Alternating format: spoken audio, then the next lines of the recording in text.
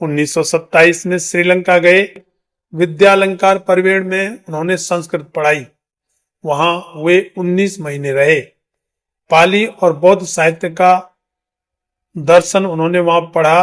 1930 में महापद नायक महास्थविर से उन्होंने बौद्ध धर्म की दीक्षा ली। इस वजह से उनका नाम पड़ा राहुल सांस्कृत्यायन। राहुल मतलब बुद्ध पुत्र का नाम, सांस्कृत्यायन संस्कृति का यायावर, यायावर मतलब घुमक्कड़। नमस्कार दोस्तों, रियल न्यूज चैनल के इस खास जयंती स्पेशल वीडियो में आपका हार्दिक स्वागत है। 9 अप्रैल 1893 एक छोटे से गांव पंदहा आजमगढ़ में एक ब्राह्मण परिवार में केदारनाथ पांडे नाम का एक बच्चा पैदा हुआ। लेकिन दुनिया उसे आज केदारनाथ पांडे से नहीं, राहुल सांस्कृत्यायन के नाम से जानती है, जो बौद्ध धर्म की दीक्षा लेकर केदारनाथ पांडे से गौतम बुद्ध के बेटे राहुल के नाम पर राहुल सांस्कृत्यायन बन गए। दोस्तों, कल्पना कीजिए एक साधु का वेश, पैरों में फटे जूते, कंधे पर एक थैला और सामने हिमालय की वो खतरनाक चोटियां जहां सांस भी भूल जाती है। ब्रिटिश पुलिस की नजर से बचते बचाते हुए नेपाल के रास्ते तिब्बत घुसना, जहां मौत हर कदम पर साथ थी। बर्फीले तूफान, डाकू, भुखमरी आदि वजहों से फिर भी वे 4 बार तिब्बत गए। हजारों प्राचीन संस्कृत, पाली, प्राकृतिक पांडुलिपियां जो नालंदा विक्रमशिला विश्वविद्यालय की आग में जल चुकी थी, उनको 22 खच्चरों पर लादकर वे भारत लाए। यह कोई फिल्म नहीं, यह है राहुल सांस्कृत्यायन की असली जीवन यात्रा। आज हम उनकी जयंती पर इस वीडियो में उनकी पूरी कहानी सुनाएंगे। उनके द्वारा बचपन का विद्रोह, जेलों का संघर्ष, बौद्ध धर्म की दीक्षा, सोवियत प्रेम, 3 शादियां, 140 से ज्यादा किताबें और वो घुमक्कड़ शास्त्र जो आज भी युवाओं को घर छोड़ने पर मजबूर कर देता है। तो तैयार हो जाइए, क्योंकि आज की यह यात्रा कभी खत्म नहीं होने वाली होगी। चलिए शुरू करते हैं। दोस्तों, राहुल जी का असली नाम था केदारनाथ पांडे। पिता गोवर्धन पांडे और माता कुलवंती देवी थी। माता पिता की असामयिक मृत्यु के बाद ननिहाल में पले। सबसे बड़े भाई थे वे 4 भाई बहनों में। 11 साल की उम्र में उनका बाल विवाह हो गया संतोषी देवी से। लेकिन केदारनाथ को ये बंधन जहर लगता था। उन्होंने खुद लिखा है कि जिंदगी अगर कुछ रही तो ये जवानी फिर कहां। 15 साल की उम्र में उन्होंने घर छोड़ दिया। उसके बाद काशी पहुंचे, संस्कृत दर्शन पढ़ा, फिर अयोध्या, आगरा, लाहौर आदि गए। 14 साल की उम्र में कलकत्ता भाग गए। हिमालय की यात्रा की, हरिद्वार, केदारनाथ, बद्रीनाथ पैदल ही, और फिर साधु बन गए। नाम रखा राम उदार दास।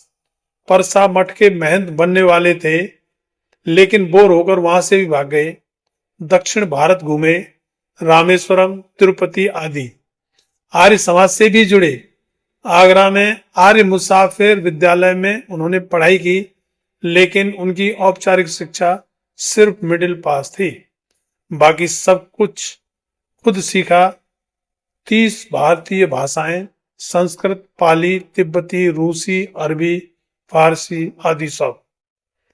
ये संघर्ष था। गरीबी, परिवार का विरोध, समाज का दबाव। लेकिन केदारनाथ ने कहा कि एक जगह टिकना मेरे बस की बात नहीं है। 1921 में उनकी महात्मा गांधी से मुलाकात हुई। छपरा में बाढ़ पीड़ितों की उन्होंने सेवा की। कांग्रेस के जिला सचिव बने। 1922 में बक्सर जेल में वो 6 महीने रहे। फिर 1923 से 25 हजारीबाग जेल में रहे। जेल में उन्होंने किया क्या? ट्रोट्स्की की किताब पढ़ी, कविताएं लिखी, कुरान का संस्कृत अनुवाद शुरू किया, गणित सीखा और पहला उपन्यास 22वीं सदी लिखा। 1939 में किसान सत्याग्रह किया अमावा में। फिर 1940 से 42 तक फिर जेल में रहे। मोतिहारी में किसान सभा की बैठक में उन्होंने भाषण दिया जमींदारों के खिलाफ। लठैतों के साथ संघर्ष हुआ, फिर गिरफ्तार हुए। ये संघर्ष सिर्फ राजनीतिक नहीं था, ये था सामाजिक न्याय का। बाद में कांग्रेस के सोशलिस्ट पार्टी और बिहार कम्युनिस्ट पार्टी के वो संस्थापक बने। 1927 में श्रीलंका गए। विद्यालंकार परिवेड़ में उन्होंने संस्कृत पढ़ाई। वहां वे 19 महीने रहे। पाली और बौद्ध साहित्य का दर्शन उन्होंने वहां पढ़ा। 1930 में महापद नायक महास्थविर से उन्होंने बौद्ध धर्म की दीक्षा ली। इस वजह से उनका नाम पड़ा राहुल सांस्कृत्यायन। राहुल मतलब बुद्ध पुत्र का नाम, सांस्कृत्यायन संस्कृति का यायावर, यायावर मतलब घुमक्कड़। उनका यह नाम उनसे आज तक चिपका हुआ है।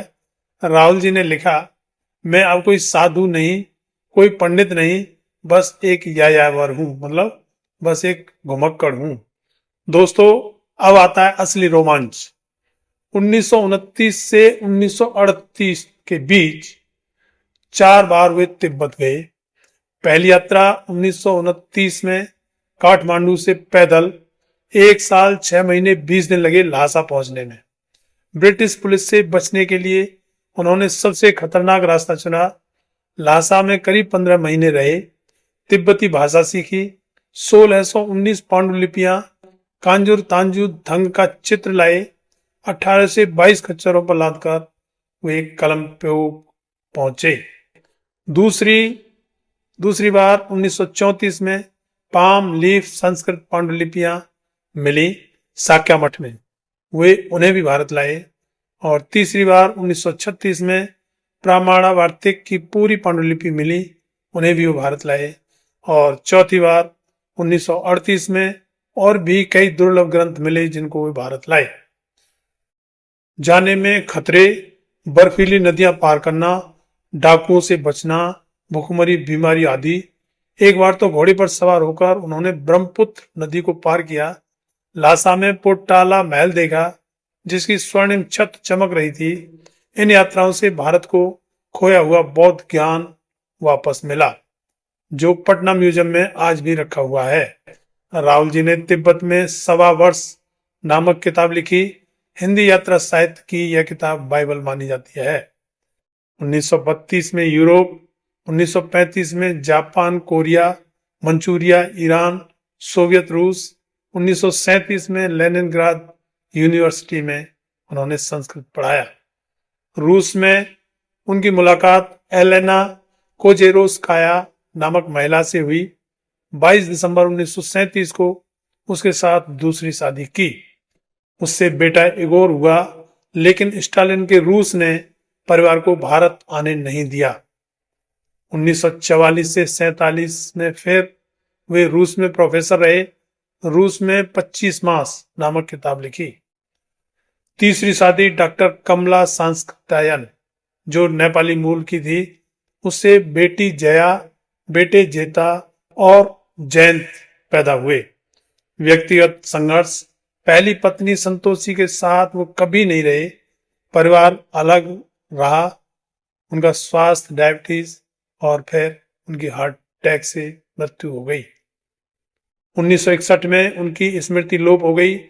140 से ज्यादा किताबें, वोल्गा से गंगा, घुमक्कड़ शास्त्र, मेरी जीवन यात्रा, 6 खंडों में, मध्य एशिया का इतिहास। उनको साहित्य अकादमी पुरस्कार भी मिला 1958 में। वे हिंदी यात्रा साहित्य के जनक माने जाते हैं। पद्म विभूषण मिला 1963 में। 14 अप्रैल 1963 में दार्जिलिंग में उन्होंने अंतिम सांस ली, लेकिन उनकी यात्रा आज भी जारी है। दोस्तों, राहुल सांस्कृत्यायन सिखाते हैं कि जीवन एक यात्रा है। ज्ञान के लिए घर छोड़ो, संघर्ष करो और नई नई जगह बदलते रहो। आज उनकी जयंती पर वायदा करें, कम से कम एक किताब उनकी नई पढ़ेंगे या एक नई जगह घूमेंगे। अगर वीडियो पसंद आया तो लाइक करो, शेयर करो, सब्सक्राइब करो।